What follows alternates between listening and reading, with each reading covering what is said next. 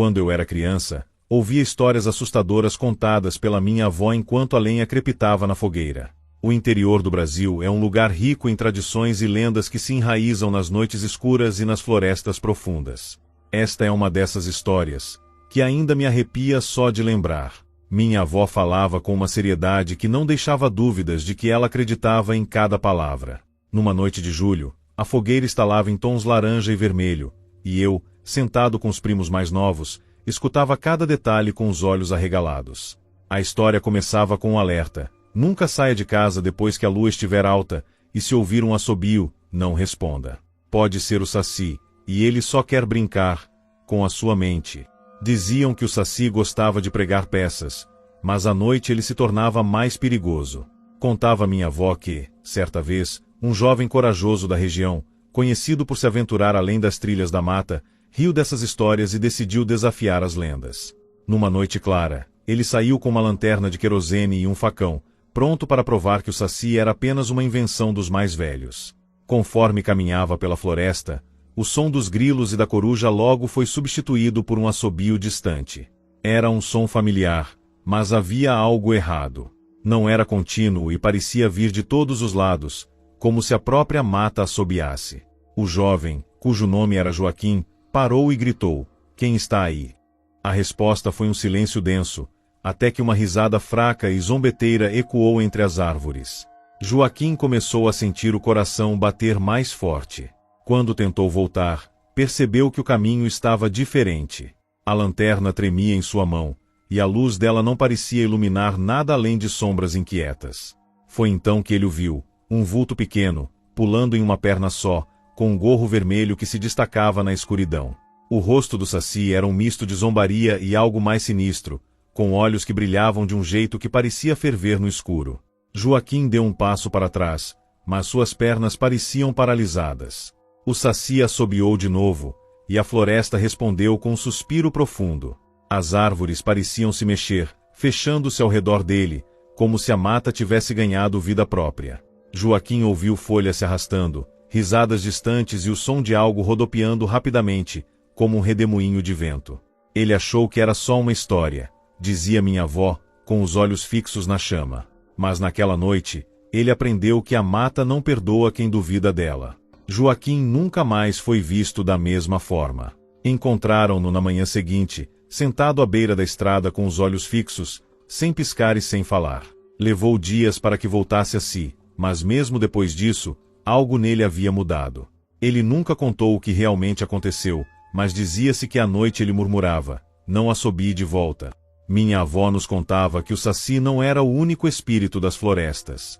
Falava também da Cuca, uma velha bruxa que vagava pelas matas em noites de lua cheia, caçando crianças desobedientes. Ela fazia suas vítimas dormirem com seu canto hipnótico, e muitos diziam que seus olhos brilhavam como os de uma coruja, capazes de ver através das copas mais densas. Lembro-me de um relato sobre um menino chamado Pedro, que se perdeu durante uma festa junina. Ele tinha seguido as lanternas penduradas nas árvores, achando que podia descobrir onde os adolescentes mais velhos escondiam as fogueiras secretas. Quando percebeu que estava longe demais, a festa parecia um eco distante, e uma brisa fria levantou os cabelos de sua nuca. Então, ele ouviu um canto doce, feminino, mas com uma nota sinistra que fazia os pelos dos braços se arrepiarem. Pedro se virou e viu a sombra de uma figura alta e magra se movendo devagar entre as árvores. O canto aumentou, e ele começou a sentir o corpo pesado, os olhos fechando contra sua vontade. Antes de apagar, viu duas luzes brilhando como faróis, e ouviu o som de passos secos, como galhos quebrando. Quando o encontraram, ele estava dormindo ao lado da fogueira principal da festa, mas ninguém sabia como ele tinha chegado lá. As marcas de garras nas árvores próximas contavam o que Pedro nunca conseguiu explicar. A vila murmurava sobre a Cuca, e os mais velhos diziam: "Se ouvir o canto, tape os ouvidos e corra, pois ela canta para te fazer dormir para sempre." Essas histórias do interior do Brasil têm um jeito de nos fazer respeitar as sombras e a floresta. Minha avó sempre terminava dizendo: "Acredite nas histórias dos antigos, pois eles conhecem a mata como ninguém." Hoje, toda vez que ouço um assobio ao longe ou um canto em meio à noite, sinto um calafrio e lembro das palavras dela. E você, ousaria sair à noite e desafiar o que espreita na escuridão?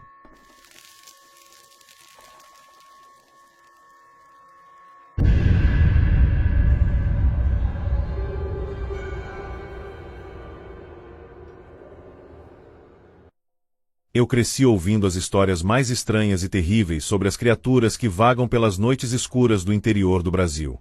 Meu avô, que era conhecido por ser um homem corajoso e experiente, tinha uma história que nunca contava com um sorriso no rosto.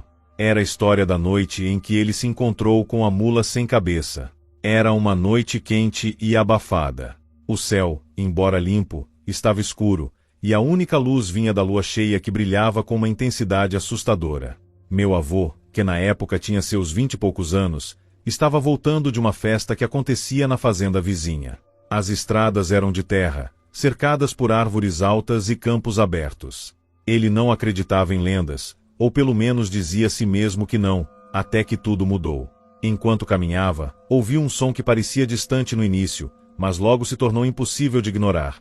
O galope de cascos metálicos batendo no chão, rápido e furioso.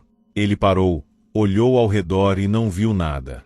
Um calafrio percorreu seu corpo, e ele se lembrou das histórias que a mãe lhe contava quando era pequeno. Se você ouvir o galope da mula sem cabeça, reze para que ela não o veja primeiro. Antes que pudesse reagir, uma sombra enorme surgiu no horizonte, mais escura do que a própria noite. Era uma mula de corpo negro, chama saindo de onde deveria estar a cabeça, como se seu pescoço fosse um farol infernal. As chamas eram de um laranja ardente, e faíscas voavam conforme ela galopava em sua direção. O cheiro de queimado e enxofre inundou o ar, e meu avô sentiu os olhos lacrimejarem. Ele tentou correr, mas seus pés pareciam pesados, como se a própria terra o prendesse no lugar. A mula passou por ele a uma velocidade assustadora, e o vento que a seguiu quase o derrubou. Ela parou alguns metros adiante, erguendo as patas dianteiras e soltando um relincho que soou como um trovão misturado a um grito humano de agonia. As chamas iluminaram o campo ao redor, e ele pôde ver, por um breve instante, a expressão de puro pavor que o encarava de volta. Meu avô, ainda em estado de choque, lembrou-se de uma velha reza que sua mãe sempre dizia. Com as mãos trêmulas, começou a murmurar as palavras, sem saber se fazia sentido, mas rezando de coração, como se sua vida dependesse disso, e dependia. A mula sem cabeça relinchou mais uma vez, e dessa vez, o som pareceu ecoar por toda a região, assustando os animais nas fazendas próximas. Ela então virou o corpo em um movimento brusco e desapareceu na escuridão, deixando apenas o cheiro de queimado e algumas brasas que dançavam no ar antes de se apagarem. Quando finalmente conseguiu se mexer, meu avô correu como nunca, tropeçando nas pedras e caindo 2 vezes antes de chegar em casa. Ele trancou a porta e ficou sentado com as costas apoiadas na madeira, respirando com dificuldade e sentindo o coração martelar no peito. Minha bisavó, ouvindo o barulho, desceu as escadas e o encontrou pálido como um fantasma.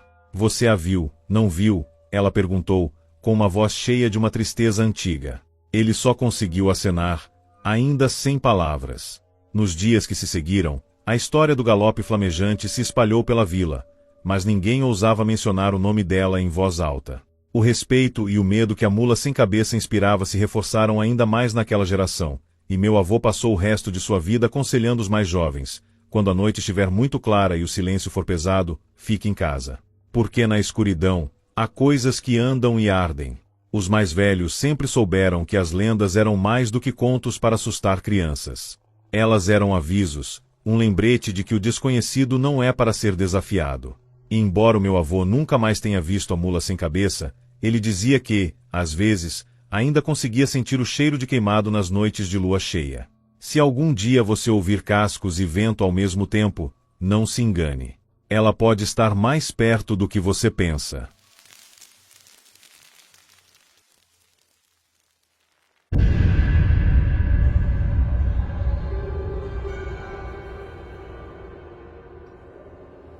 Minha mãe sempre dizia para eu evitar caminhos que se cruzam, especialmente durante a noite.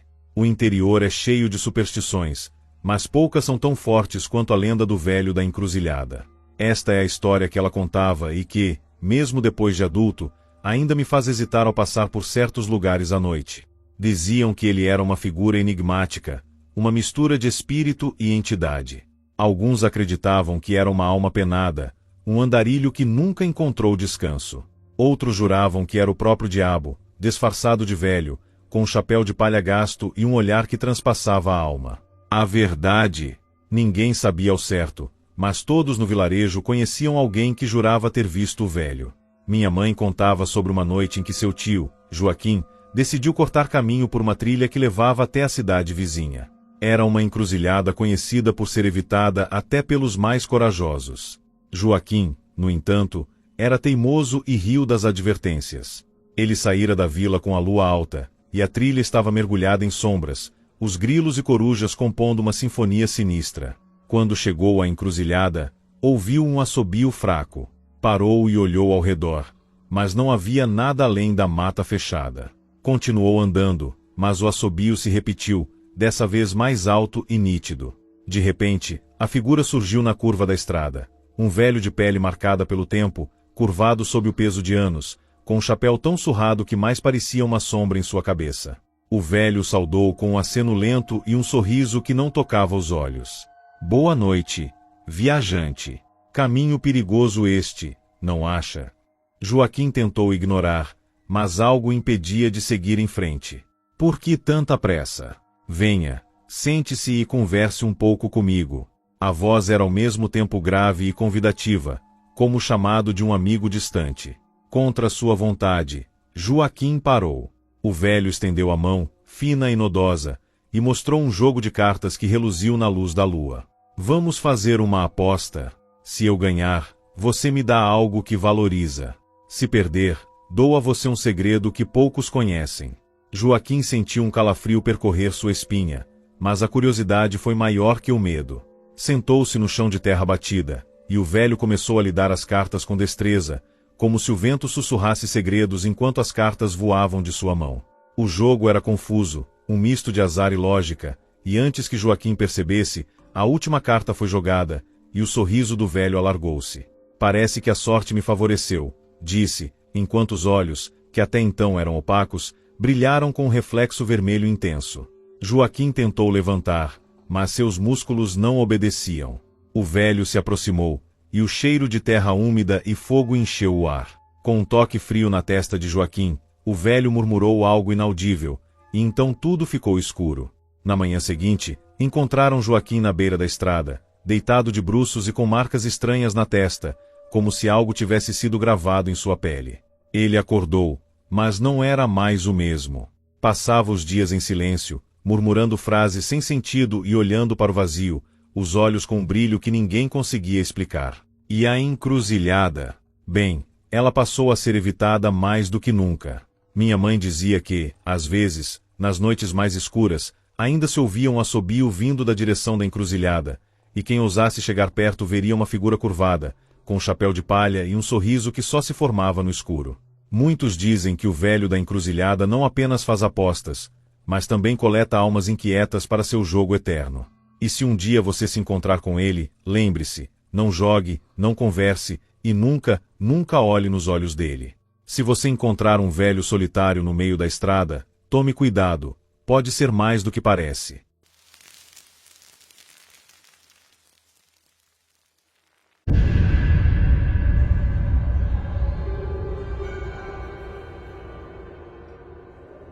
Essa é uma história que meu avô sempre contava quando a família se reunia à noite, depois do jantar. Ele jurava de pés juntos que era verdade e nos alertava para nunca ignorarmos as pessoas estranhas que vemos nas estradas, principalmente quando se trata de alguém pedindo carona. Meu avô vivia num sítio isolado, em uma vila pequena, rodeada por estradas de terra e plantações que pareciam se estender até o horizonte.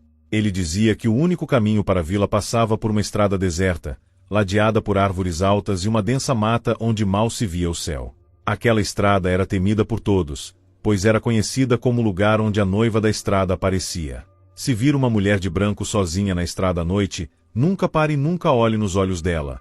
Meu avô dizia, com os olhos sérios, porque ela não quer apenas uma carona, ela quer sua alma.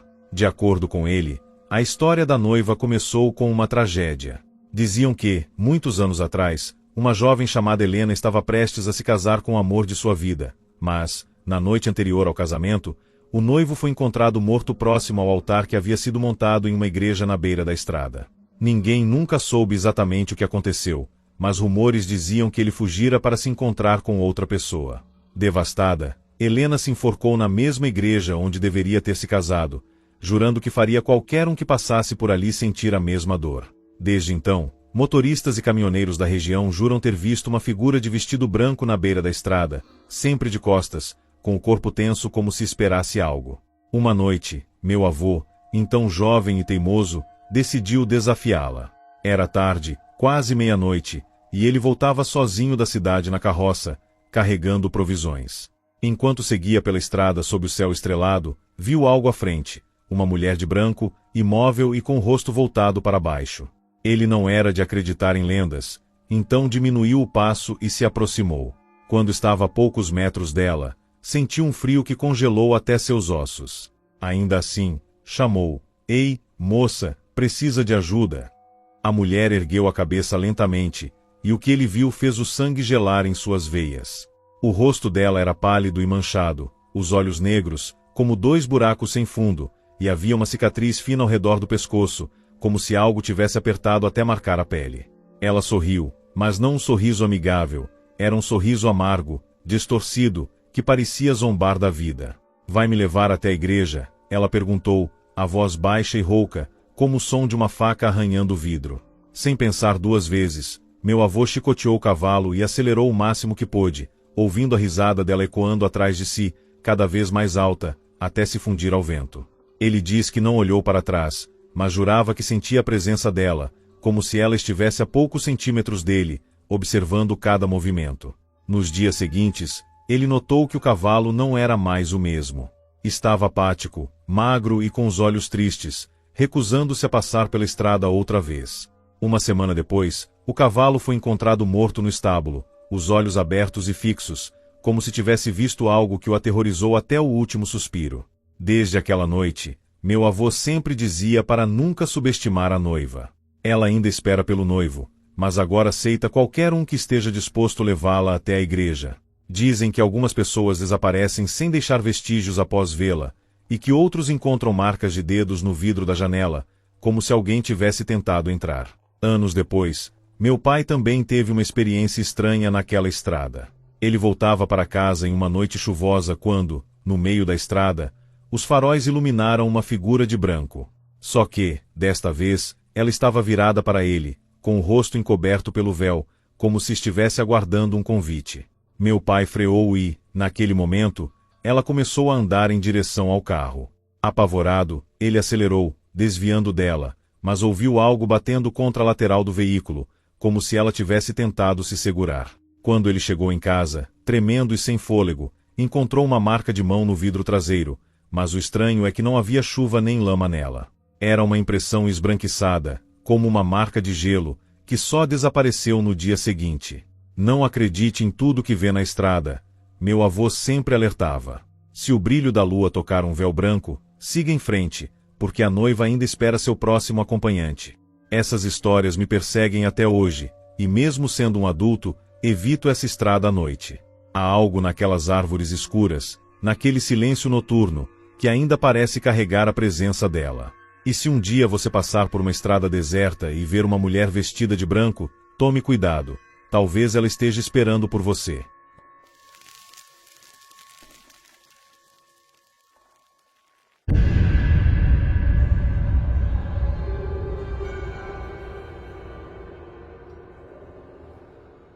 Das muitas lendas que ouvia dos meus tios e avós nas noites quentes do interior, uma das mais temidas era a da Mãe de Ouro. Um espírito antigo que, dizem, protege os tesouros escondidos nas montanhas e grutas. Esta é a história de um homem que ousou desafiar essa guardiã e pagou um preço que ninguém deveria pagar. Havia um homem na vila chamado Manuel, um sujeito ganancioso e obstinado, conhecido por suas expedições em busca de ouro. Ele passava semanas nas montanhas, voltando com pedras e histórias de minas que ninguém mais encontrava. Mas havia um ponto da serra, uma caverna em particular, que todos evitavam. Diziam que, em noites sem lua, um canto doce ecoava dali, um som que hipnotizava quem o ouvisse. Essa é a Mãe de Ouro, protegendo suas riquezas. Se ouvir, fuja, porque ela canta para seduzir e punir os intrusos, diziam os mais velhos. Manuel, porém, zombava dessas histórias, chamando-as de bobagens de quem tem medo da própria sombra. Uma noite, decidido a provar que os tesouros eram reais, partiu sozinho para a montanha, com uma lamparina na mão e a ganância ardendo nos olhos. A vila o viu sumir na escuridão, o brilho da chama balançando como uma estrela entre as árvores. Horas se passaram, e a noite ficou mais silenciosa. A lua escondida por nuvens grossas parecia evitar testemunhar o que estava para acontecer. Por volta da meia-noite, um canto suave e melódico começou a ecoar pela vila. Era como o som de uma flauta encantada, tão doce que fazia a pele arrepiar e os olhos se encherem de lágrimas, mas com uma nota amarga que parecia anunciar algo ruim. Os cães começaram a uivar, e os mais velhos fecharam as janelas e trancaram as portas, rezando baixinho. Manuel, que já estava dentro da caverna, parou quando ouviu o som. Por um momento, o medo congelou, mas a promessa de riquezas o empurrou adiante. A caverna era escura e úmida, com estalactites que pingavam como se a montanha chorasse. O canto ficava mais alto, e a lamparina de Manuel tremia, projetando sombras que pareciam dançar ao seu redor. De repente, a chama da lamparina se apagou, mergulhando na escuridão total. Um brilho dourado, que não vinha da lamparina, começou a preencher a caverna. Na sua frente, uma figura feminina se materializou. Sua pele era de um dourado brilhante, como se fosse feita de ouro fundido, e seus olhos eram duas brasas amarelas que queimavam com uma fúria silenciosa. O que procura aqui? A voz da Mãe de Ouro era suave e ao mesmo tempo cortante, como o som de um metal raspando. Manuel, hipnotizado, tentou responder, mas as palavras não saíram. Em vez disso, ela se aproximou e estendeu a mão fina e reluzente. O toque dela era quente, queimando sem dor, mas o medo corroeu o que restava da sua coragem. Manuel tentou recuar, mas suas pernas não se moviam. O brilho aumentou, preenchendo a caverna até que ele só viu luz. Um grito abafado escapou, e então o silêncio caiu como uma cortina pesada. Na manhã seguinte, alguns homens da vila, preocupados com o desaparecimento de Manuel, subiram a montanha. Encontraram a lamparina quebrada e suas pegadas que terminavam abruptamente na entrada da caverna. No chão, um punhado de pó dourado e pegadas que não pertenciam a um ser humano marcavam o caminho para o interior. Dizem que Manuel nunca mais foi visto, mas, em noite sem lua, quando o canto da Mãe de Ouro ecoa pelas montanhas, alguns afirmam ouvir uma segunda voz, um sussurro aflito que tenta se fazer ouvir por cima da melodia encantada. As crianças da vila são ensinadas a cobrir os ouvidos e nunca seguir o som, pois aqueles que a Mãe de Ouro escolhe nunca voltam inteiros. Minha avó sempre me dizia, o ouro é a isca, e a cobiça é a armadilha. Se ouvir o canto dela, não pare, não olhe e, acima de tudo, não se deixe levar. Então, se algum dia você estiver em uma montanha e ouvir uma música suave que parece vir de dentro da terra, fuja, pois a Mãe de Ouro ainda vigia, e sua canção é um convite do qual ninguém volta ileso.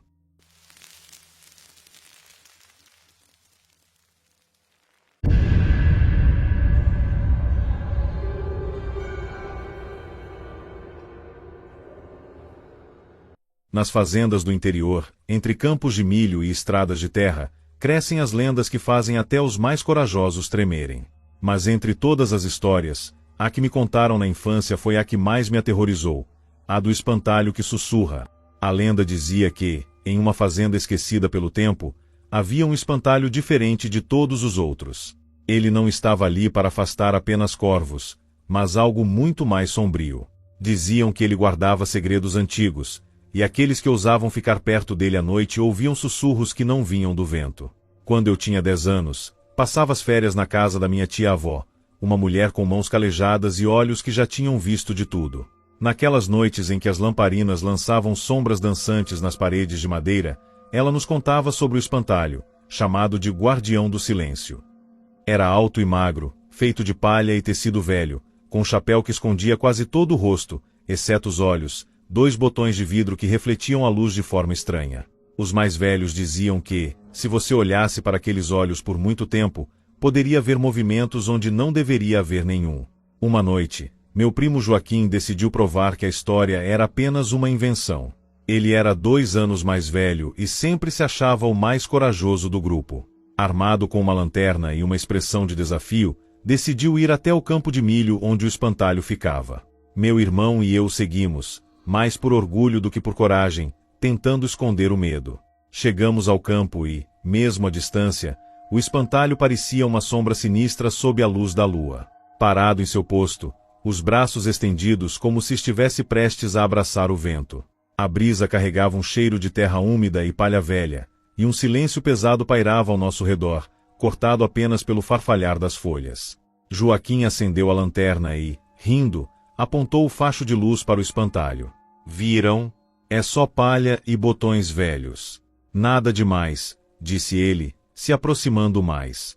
Mas quando a luz da lanterna tocou os olhos de vidro, algo estranho aconteceu. Um reflexo, como se dentro dos botões houvesse uma chama. O riso de Joaquim morreu na garganta, e nós dois ficamos paralisados. Foi então que ouvimos um sussurro, baixo e arrastado, como se a palha estivesse se mexendo por conta própria. O que vocês vieram buscar? Parecia dizer.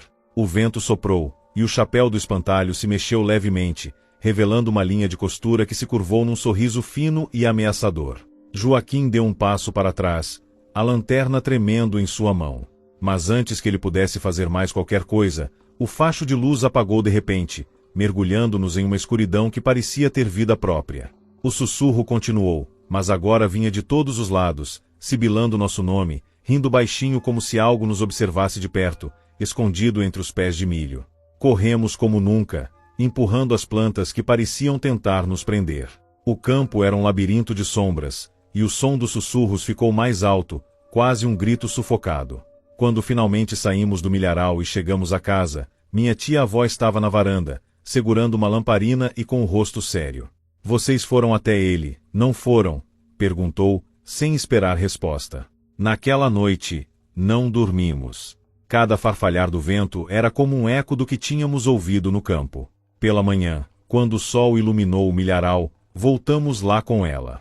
O espantalho estava no mesmo lugar, imóvel, com o chapéu caído sobre os olhos, mas agora um dos botões estava trincado, como se tivesse rachado de dentro para fora.